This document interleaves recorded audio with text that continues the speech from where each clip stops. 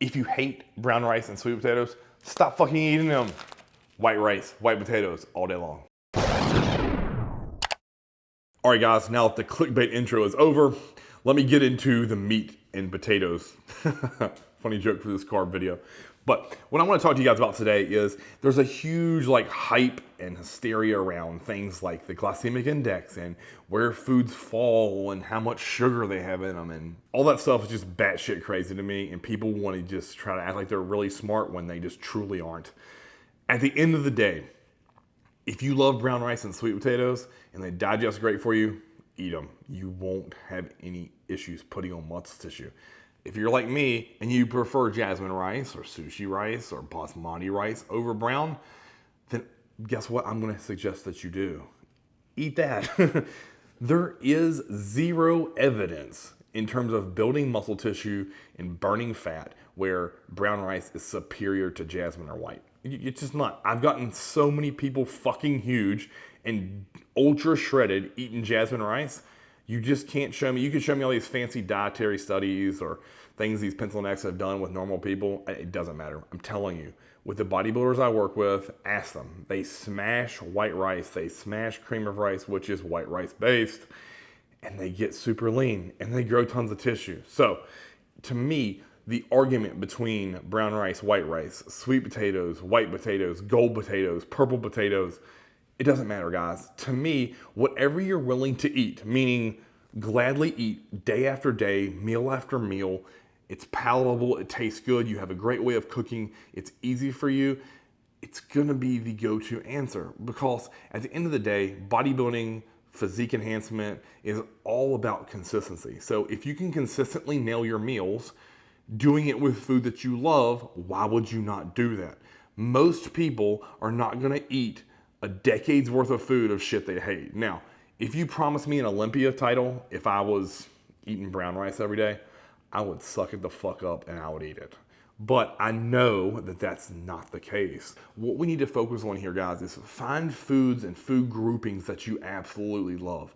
So there's no one right food. There's no wrong food. It's whatever fits for you and helps you get you to your goals the fastest route possible. So if we're talking about proteins, to me, these are all universally used. Whitefish, tuna, shrimp, chicken breast, turkey breast, egg whites, a high quality whey protein isolate. All those are 100% interchangeable. For carbs, rice of all kinds, potatoes of all kinds, cream of rice, oats, cream of wheat, Ezekiel bread, fruit, all of those to me are 100% interchangeable. With fats, think about any type of oil you've ever seen me use in these videos. Extra virgin olive oil, coconut oil, macadamia nut oil are all gonna be great options. Coconut oil, like I said, is my personal favorite, but let's say you like avocado oil, it doesn't matter. Just match your number of fat in that meal, meaning your number of grams of fat per meal, with that amount, and it'll all work out. Now, things like mixed sources, like salmon, if you think about ground beef, steak, chicken thighs, 93.7 ground turkey, all of those work, again, interchangeable. Whole eggs, another great mixed protein. So it doesn't matter, guys. Same thing with veggies. Let's just go into the veggies too, right? Because people are like, oh, broccoli's the key.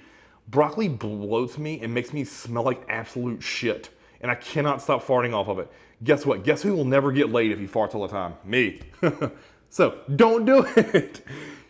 Zucchini makes my skin smell weird if I eat a ton of it. I was in a prep once where I had zucchini 4 times a day at 100 grams per serving. Guess what? It started making my skin smell like zucchini, so I cut it. Something in there wasn't agreeing with my stomach. I've went through preps where I really like asparagus, Brussels sprouts, onions, peppers, you name it. All of those things are interchangeable. And it always goes back to me is I've never seen one person getting fat or got fat off of eating vegetables. You just can't do it.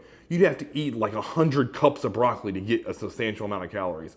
And I don't know anyone who could even stomach that. The takeaway of today's video is don't get wrapped up on the perfect food. Find the food that fits your macronutrient profile the best, which digests perfectly for you and allows you to come back to the kitchen every day looking forward to your diet meals.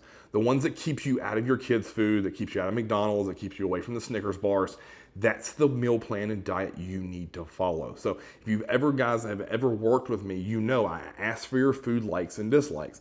I will never put a food that you dislike on your plan. I just don't believe in it. If you hate fucking fish, we're not eating it. You can eat ground turkey, egg whites, and chicken breasts all day long. I don't think it's essential. Does it thin your skin? I don't fucking know. But I know when I'm dieting, fish tastes great to me and it digests really well. So that's why I eat it.